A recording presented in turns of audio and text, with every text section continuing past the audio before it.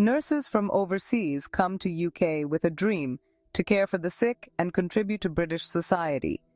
They arrive from overseas, filled with hope and a desire to make a difference. But what awaits them is a system that seems designed to push them into poverty. These are the unseen struggles of overseas nurses in the UK, the very people the UK greatly relies on to hold the healthcare system together. They work tirelessly, often taking on extra shifts to make ends meet. They pay their taxes just like their British counterparts, yet they are treated as second-class citizens when it comes to accessing essential support. They are being forced to borrow money, run up credit card debts, and go without food because they are unable to make ends meet, according to a report from the Royal College of Nursing, RCN. This is not just a matter of fairness, it's a ticking time bomb that threatens the very fabric of the NHS. Imagine arriving in a new country, eager to start your new job and build a life. Now imagine being told that, despite working and paying taxes, you won't be eligible for basic safety nets for 5 years. The nurses are on temporary visas, which means they are subject to the no recourse to public funds rule that bars them from claiming child benefit, housing benefit, and universal credit for at least 5 years before they can apply for indefinite leave to remain. This is the stark reality for overseas nurses in the UK. They are subject to restrictive welfare rules that prevent them from accessing crucial benefits like universal credit, child benefit, or housing assistance, even when they are struggling to put food on the table or keep a roof over their heads. Nurses can only access these benefits once they are granted indefinite leave to remain, ILR, which requires them to have lived in the UK for at least 5 years. 5-year waiting period is a cruel anomaly that pushes these dedicated professionals to the brink. The Royal College of Nursing, RCN, has been sounding the alarm, highlighting the dire situation faced by overseas nurses, and is urging ministers to scrap the rule, which it says is unfair because foreign-trained nurses cannot obtain the benefits despite paying income tax and national insurance. The RCN warned that a single ILR application now costs £2,885, leaving many migrants trapped in poverty and destitution under temporary visa arrangements. The union has urged the government to remove the NRPF condition and reduce visa fees, including the ILR application costs. Their reports paint a bleak picture: nurses skipping meals, falling into debt, and even facing homelessness. One nurse said, "Nurse, I work 12-hour shifts, but I can barely afford rent. I have to borrow money from people. I have to go without food at times. I'm forced to rely on my abusive ex-partner." Another confessed, "I haven't seen my family back home in years because I can't afford the flight." The inability to access benefits discriminates against immigrants because it is another way of saying, we care less about your welfare but are interested more about what you have to offer our society. The statistics are just as alarming. The report, based on a survey of more than 3,000 foreign nurses, warns that the policy punishes people for coming to work in the UK and is risking a mass exodus of international nursing staff. The understaffed health service already has about 40,000 vacancies for nurses, with many forced to rely on food banks or charitable support. Trapped in a system that doesn't care, Mary and Michael's story.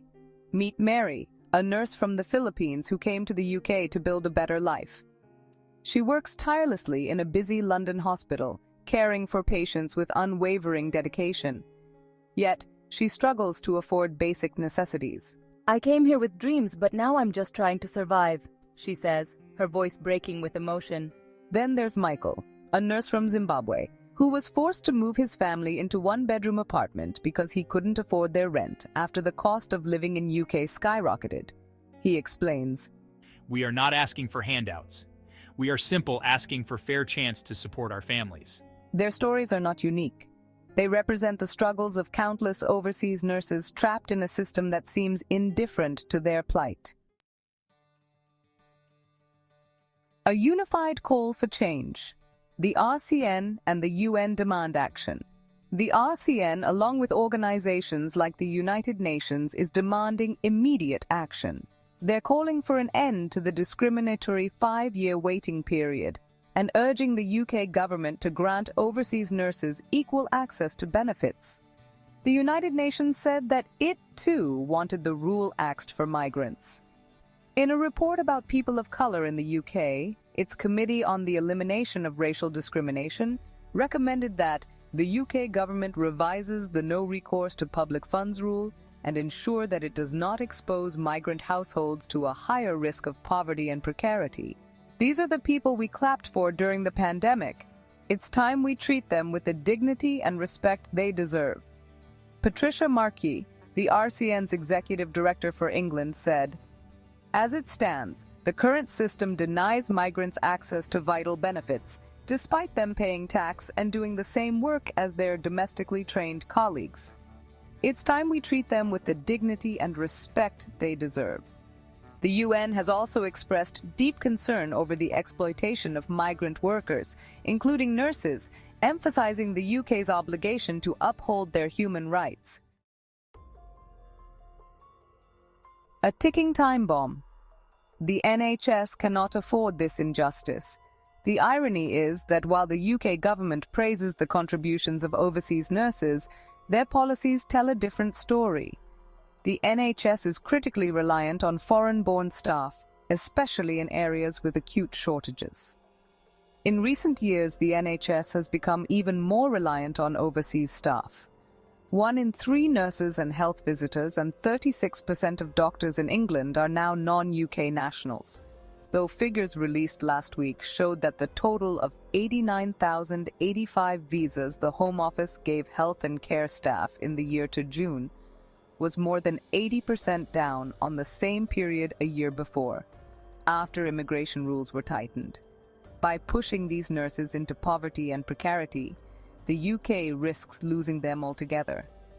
Many are left with no choice but to consider leaving the UK for countries that offer better support and working conditions.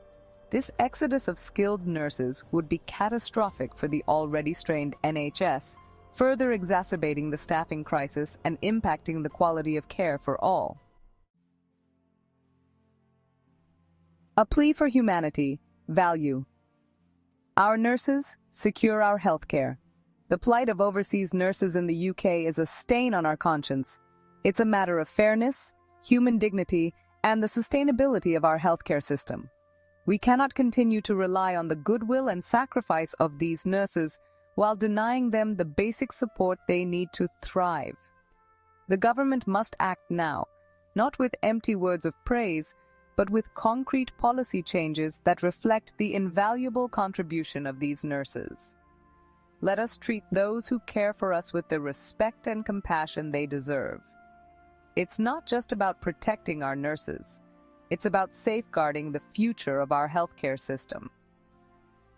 A government spokesperson did not respond directly to the RCN's findings or its plea for change, but praised NHS staff and highlighted that nurses are very likely to get a pay rise this year. They said, "We hugely value the vital work that our nurses do day in, day out to care for patients. We recognize that people are still struggling with the cost of living, which is why this government wants to restore economic stability. The NHS is broken, but it is not beaten, and that is testament to the brilliant efforts of the NHS workforce, and in turn, it is important that we can support them in every way we can.